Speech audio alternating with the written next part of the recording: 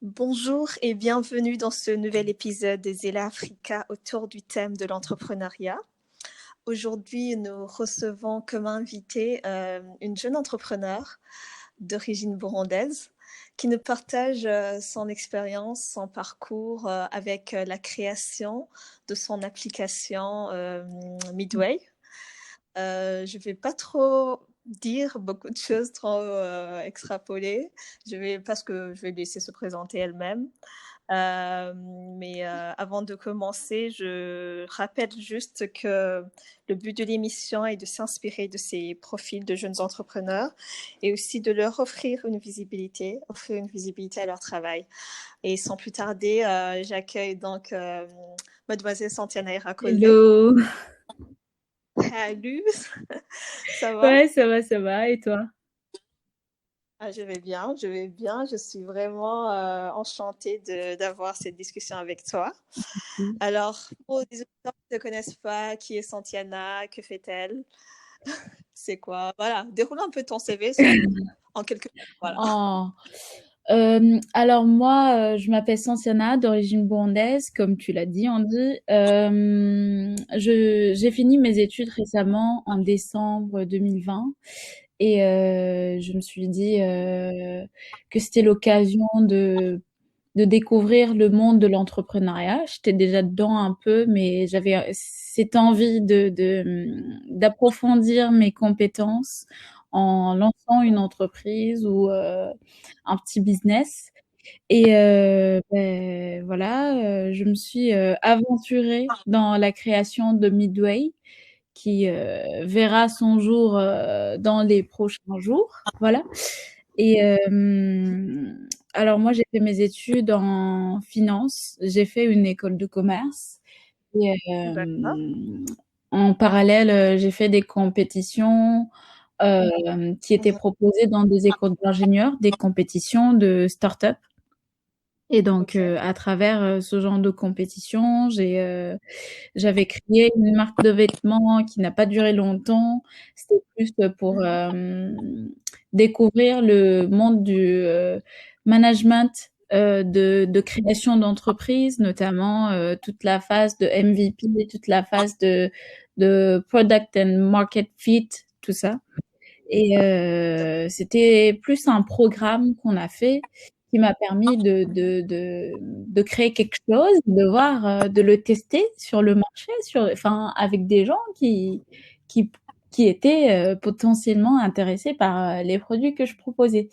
Et donc, à travers ça, j'ai appris beaucoup de choses dans tout ce qui est le marketing, la mise en place du site internet, toute la partie production, distribution, supply chain, tout ça. Donc, je vais pas trop rentrer en détail, mais j'avais quelques notions avant de me lancer dans mon idée avec Midway.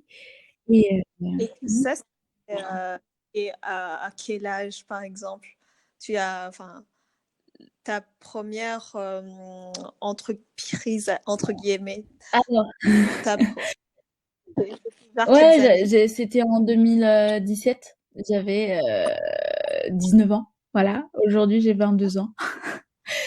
Ouais, ça fait Wow. 3 ans et ouais, voilà, c'était à travers des compétitions, Projet ouais. comme... Mmh. D'accord. Et c'est entre ces premiers projets où tu te découvres dans le management, tu te formes au Mmh. marketing, et puis, c'était quoi la transition? Qu'est-ce qui t'a motivé entre les deux pour se lancer vers Midway? Alors comment dirais-je? Actuellement, le marché de l'emploi, ici en France, suite à la crise sanitaire est très tendu et j'ai fait un stage de fin d'études qui m'a motivée à me lancer dans ce que j'aimerais bien faire. J'étais pas assez épanouie. Alors, je suis quelqu'un qui aime bien la créativité. Et comme j'ai fait mes études en finance, j'ai fait un stage dans l'audit. Et dans l'audit, il n'y a pas une grande partie pour la créativité. C'est plus dans le contrôle, suivi des règles, tout ça machin. Et je sentais que j'avais pas ma place dedans. Et, et je me suis dit, mon plan B, c'était de suivre mon intuition et Mhm. essayer de résoudre un problème actuel qui pourrait me mener quelque part, je sais pas, qui pourrait aider les gens et en même temps me permettre d'apprendre et de générer des revenus. D'accord. Et ainsi, Midway était Voilà, né. exact. D'accord.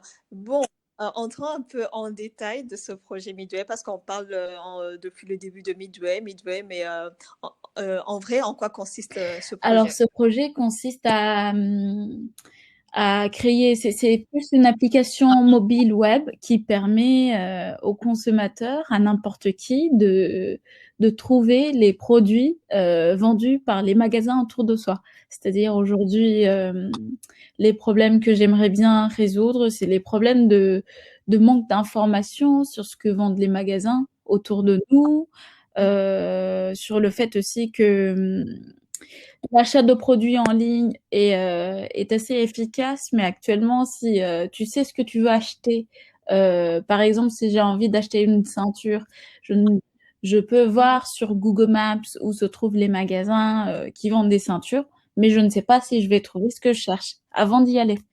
Et donc, toute cette partie où tu parcours des magasins où, pour certains, le temps est précieux, notamment moi, j'aime pas perdre le temps. Du coup, je me suis dit, quel problème en tant que consommateur j'aimerais bien résoudre. Et c'est ce genre de problème de pouvoir connaître ce que vendent les magasins avant d'y aller. Alors, ce problème a été plus touché maintenant pendant la crise sanitaire parce que seuls les magasins qui avaient une présence en ligne ont pu survivre, je pourrais dire. Enfin, les magasins marchent au ralenti, mais ils ne sont pas touchés de même manière que les magasins qui n'ont pas de présence numérique du tout, hein. Actuellement, il y a beaucoup de magasins qui ferment et j'étais plus touchée par ce genre de problème et j'avais envie de résoudre ça. Et du coup, Midway propose une solution, c'est plus une application mobile qui c'est pareil comme Amazon, mais pour les boutiques locales. Actuellement, il y a d'autres personnes, des concurrents qui sont lancés dans ça. Enfin, il y en a deux que j'ai pu repérer. Qui, D'accord. c'est la même enfin, c'est la même idée, la même approche, mais qui diffère par certains points. C'est-à-dire, ça diffère sur le marché que tu veux attaquer. Le marché, il est assez grand quand même pour les magasins qui n'ont pas de présence en ligne. Et du coup, Mhm. voilà, ça diffère par rapport à cette approche-là. D'accord. Et pour Midway, c'est quelle approche tu as opté Alors pour pour? Midway, c'est plus pour toute la partie, enfin tout le secteur d'habillement, le secteur électronique. Enfin, en fait, j'ai fait un questionnaire pour voir ce qui pourrait intéresser les gens quand ils font leur. Mhm. Je pense que toi aussi, tu as répondu à ce questionnaire. Ben voilà, pour ne pas me lancer dans ce que moi j'aimerais bien, mais répondre à un besoin réel. Et donc, j'ai fait un questionnaire enfin, un test sur 100 personnes, sur ce qu'ils aimeraient bien, enfin, avoir comme information sur les boutiques. Euh, Quel secteur, notamment, c'était plus le secteur d'habillement, le secteur électronique, le secteur aussi de beauté mais- et Cosmétique. cosmétique, voilà, et aussi tout ce qui est, comment dirais-je, bricolage, voilà. Ah, Oui. ok, d'accord. Ah, oui, y repensant, je pense que intéressé par. Euh, Ah, alors, oui, vas-y. et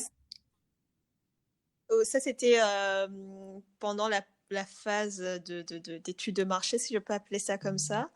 Tu as repéré que certains besoins dans certains domaines et tu as décidé Oui, d'avancer avec ces domaines. exact.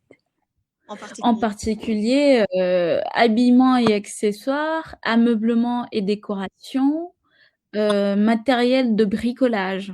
Et pourquoi ce genre de, enfin, pourquoi est-ce que j'ai choisi ça? Parce que actuellement, en faisant l'étude du marché, je me suis rendu compte que, en fait, dans la levée de fonds de de certaines entreprises qui sont en train de croître, notamment Mano Mano qui a fait une levée de fonds d'une centaine de millions. Mano, c'est comme Amazon, mais centré, c'est une marketplace pour le matériel de bricolage. Et c'est pareil aussi pour le secteur d'ameublement et décoration, parce qu'actuellement, pendant la période de crise et l'après-crise, les gens ont beaucoup consommé d'argent dans l'ameublement, la décoration, refaire la maison, retaper les murs, tout ça. Ils achètent des habits parce que, ben, actuellement, si tu passes beaucoup de temps à la maison, tu as plus envie d'acheter des habits qui sont, comment dirais-je, plus yoga, plus relax, comment dirais-je. Il y a beaucoup de personnes qui ont changé leur manière de consommer. Et donc, quand je me suis rendu compte de ça, je me suis dit, c'est plutôt dans ça que j'aimerais bien me diriger. D'accord. Ok, hein, franchement, c'est hyper intéressant. Et aujourd'hui, tu en es à quelle Alors étape? aujourd'hui, je suis à l'étape fin de la partie création, c'est-à-dire actuellement, en fait, je suis arrivée à un moment où j'avais besoin d'aide pour avancer dans ma réflexion. C'est-à-dire, je me sentais coincée de pas avoir d'associé.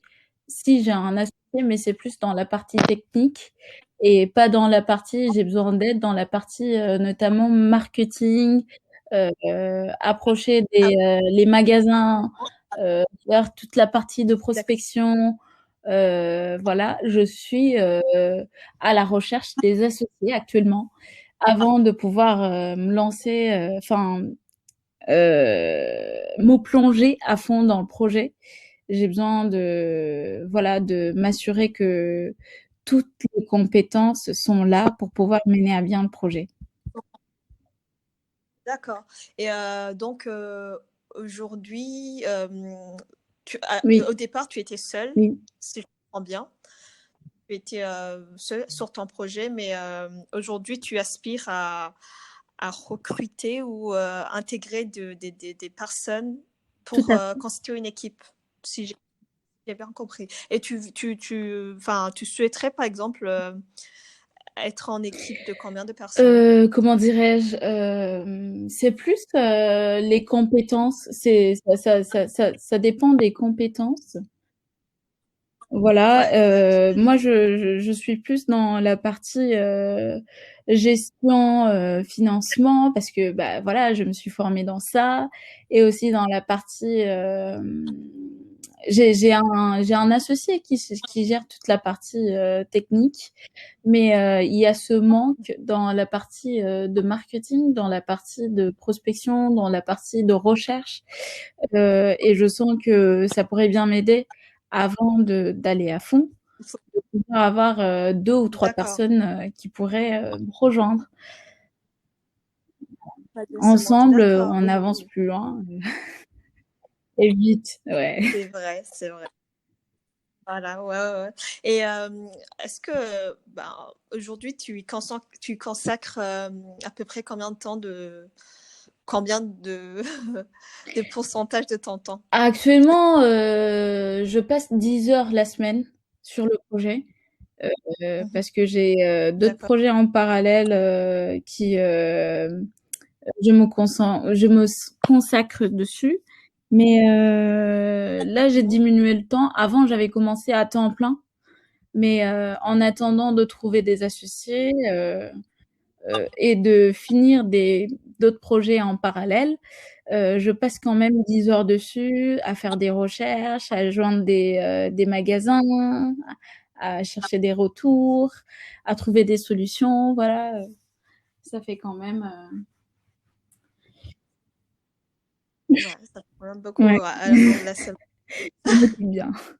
D'accord. Ouais, en revenant un peu sur le thème un peu général de l'émission qui est l'entrepreneuriat, j'aimerais un peu enfin, te demander Oui. ton avis. Pour toi, c'est quoi être entrepreneur? Pour moi, être entrepreneur, c'est être prête à prendre des risques et à faire face à ces risques. Mhm. Parce que entreprendre, tu peux pas entreprendre sans risque. Il y a toujours des risques. Et ce qui fait de quelqu'un un bon entrepreneur, c'est savoir gérer ce genre de risques et mettre en place des stratégies qui te permettent d'optimiser ou d'avancer pour mieux répondre aux problèmes, quoi. Je pense, à mon avis. D'accord. Et en parlant de risques, de problèmes, quelle est la chose la plus difficile que tu as eu à faire en tant qu'entrepreneur? La chose la plus difficile, comment dire?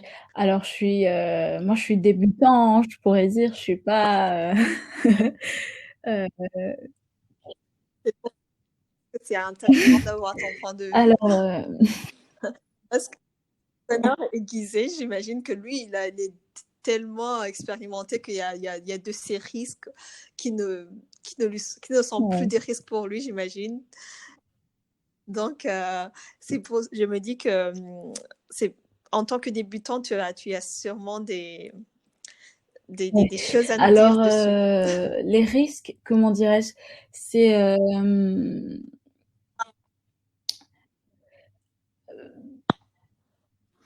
alors c'est tout au début, au fait, quand je pense à mon projet et avant de me projeter dedans, c'est important de savoir au fait, ce que je pense pourrait plaire aux personnes que je cible. Et quand j'ai commencé, j'avais plus tendance à me plonger dedans, à vouloir faire tout de suite un site sans avoir fait de questionnaire. Enfin, ça, c'était tout au début, il y a 3 ans. Mais j'ai su, en fait, qu'il y a des procédures, qu'il y a des étapes pour éviter de tomber, de se retrouver enfin, dans d'énormes problèmes. Et notamment la phase de création de MVP, Minimum Viable Product, notamment de créer des prototypes, de les présenter et de chercher à comprendre quel est le problème des consommateurs ou des personnes que je vise. Est-ce que mon problème répond mieux au, enfin, à la question qui est présente chez les consommateurs? Et là, par exemple, je peux te dire, le risque que j'ai pris récemment, c'était de passer tout un mois à réfléchir par rapport à la solution que je voulais apporter. Euh, et après, je me suis rendu compte qu'en fait, c'était pas bien de passer beaucoup de temps à réfléchir par rapport à la solution. C'était plus passer beaucoup de temps à réfléchir par rapport au problème. Et ça, c'était par rapport à l'expérience que j'ai eue. Donc, c'est un risque parce que j'ai investi mon temps dedans, j'ai investi beaucoup de choses. Et le temps est précieux, l'argent aussi. Du coup, oui, oui, il y a beaucoup de risques. Ils sont pas très gros. Je suis pas au moment, enfin, je suis pas au degré où j'encours des risques financiers, mais tout risque Mhm. peut engendrer des problèmes euh, qui puissent me bloquer, quoi. Oui, même, j'imagine, à l'état de départ, tu peux aussi croiser des risques, ne serait-ce que des risques administratifs, des Oui, problèmes administratifs et techniques, n'en parlons il même y en pas. a, il y en a, hein. Ouais, donc ouais, ouais, je comprends bien. Mais oui, aussi en opposé, j'imagine il y a eu des choses qui ont dû te rendre te, Oui. te rendre fier de ton travail. Il y a eu aussi des succès jusque-là, j'imagine. Et du coup, c'est quoi la chose dont tu es le plus fier quand tu Alors, es entrepreneur? jusqu'à l'étape où je suis actuellement, quand j'ai fini mon MVP, là, j'étais très contente parce que j'avais finalement réussi à mettre en place ce que j'avais en tête et pouvoir mieux le présenter à la cible, aux personnes que je cible. Et donc, quand j'ai fini le prototype, j'étais très contente parce que j'ai pas fait une école d'ingénieur, je ne savais pas comment faire un prototype d'une application mobile. J'ai dû faire beaucoup de recherches et c'est des formations, c'est des compétences à acquérir, à développer. Et quand j'ai fini enfin, je sentais que derrière il y avait un investissement, mais derrière aussi il y avait un accomplissement. Ouais, Ouais, et ça, ça fait de la joie. Enfin, c'est réconfortant. Ça donne l'espoir de vouloir continuer à avancer. Ouais. sûrement, j'imagine bien. Et, comment vois-tu le projet évoluer à moyen Alors, terme? le projet en soi, comment dirais-je, actuellement, pour pouvoir faire face aux grands géants concurrents comme Amazon qui se tapent enfin, comment dirais-je, qui monopolise tout le marché. Ah, Je ne peux pas te dire, c'est un projet à moyen terme, je pourrais dire. C'est un projet à développer au fur et à mesure parce que c'est pas évident de se tracer un chemin dans ce genre de marché qui est assez monopolisé quand même. Et, oui, oui, DG. oui. Et on commence petit à petit, on commence dans la petite ville, là où on habite, et puis après, si ça marche bien, on essaie de de viser plus grand, comment dirais-je. Mais avant de viser plus grand, il faut d'abord réussir. On aimerait bien que d'ici 2 ans, euh, Mhm. une grande majorité de personnes qui habitent dans la ville où je suis puissent l'utiliser. La ville que je cible en premier, c'est Lyon. Lyon, pourquoi? Parce que c'est une ville qui Mhm. est assez peuplée de jeunes, des jeunes qui consomment beaucoup en ligne, des jeunes qui sont intéressés par l'éco-consommation, des personnes qui sont intéressées. Enfin, voilà, c'est la ville qui a le plus de qui est peuplée de plus de jeunes que je cible, de personnes. Donc, Tout à fait. de ton marché, quoi. D'accord. C'est intéressant tout ça. Ouais. Euh, Quand même, après tout, toi, tu as déjà fait le pas, le grand pas au fait de te lancer. Et quel conseil peux-tu donner aux personnes qui souhaitent entreprendre, mais qui n'ont pas encore osé faire le pas, qui hésitent Alors, encore à se lancer? comment dirais-je, qui tente rien à rien. On n'est jamais sûr que ça peut marcher. Il suffit juste d'y croire, je pense.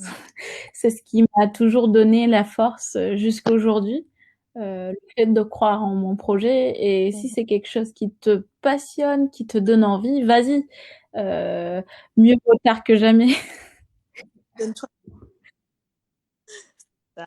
Et en parlant d'y croire et de mettre toutes les chances de son côté, de se donner les moyens, euh, toi aussi, tu as eu à un moment de te donner des moyens plus que tu n'en avais, vraiment sortir Oui. de ta zone de confort, j'imagine. Euh, Tu as parlé antérieurement des compétences que tu as dû aller chercher, des formations que tu as dû faire. Euh, Tout ça, enfin, si tu devais le résumer, tu appellerais ça comment en fait? Comment tu pourrais dire à quelqu'un, oui, entreprendre, ça ne demande rien, mais il faut oser. Comment dirais-je?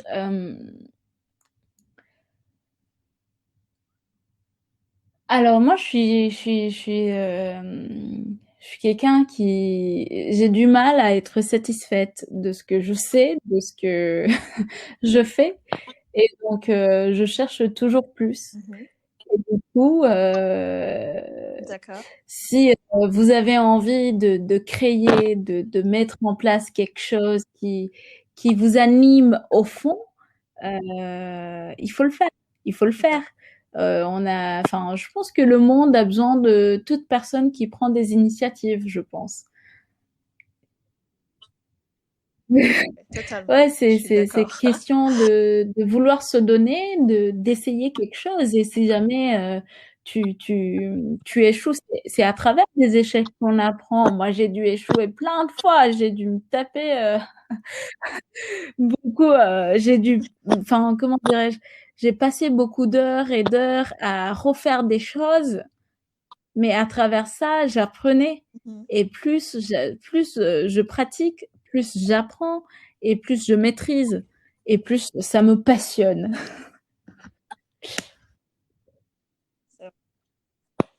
Et euh, dernière question avant de clôturer, que peut-on te souhaiter pour la suite? D'évoluer. J'ai envie d'aller euh, loin avec ce projet. C'est un projet qui m'anime, c'est un projet que j'aimerais bien voir grandir. Et si vous pouvez me souhaiter quelque chose, c'est de me Mhm. soutenir, comment dirais-je? Voilà, de me dire ce que vous en pensez, si vous avez quelque chose à me proposer ou un petit commentaire, n'hésitez pas en tout cas. On a toujours besoin de soutien, on a toujours besoin des gens qui croient en nous. Voilà, Et en parlant de soutien, c'est de quelle manière on peut par exemple te joindre ou bien alors avoir des nouvelles de je ton projet? partage plutôt sur LinkedIn, voilà, sur LinkedIn ou sur Clubhouse. Je sais pas si vous connaissez Clubhouse, le réseau qui a été lancé récemment. Et donc Oui, voilà, c'est les réseaux professionnels. Sur LinkedIn, je m'appelle Santiana Irakose. N'hésitez pas de m'envoyer un petit message ou demande de, de connexion. Il n'y a pas de souci. Oui, oui, oui, je serais très ravie, d'accord, voilà, d'échanger ou de partager par rapport à ça. Oui, super. Donc, bah, c'est sur ces bonnes paroles qu'on ouais. va clôturer l'émission. C'était un Merci plaisir beaucoup de de discuter m'avoir avec toi. permis. Et, au nom du collectif du réseau Zela Africa, je te Merci souhaite beaucoup. bonne continuation, la suite, bon courage et plein de succès Merci. pour la suite. Et au plaisir encore de te recevoir une prochaine fois pour nous parler de l'évolution de ton projet, Ah ouais, carrément. oui, du succès auquel Ouais, j'y crois. oui, j'y crois aussi fortement.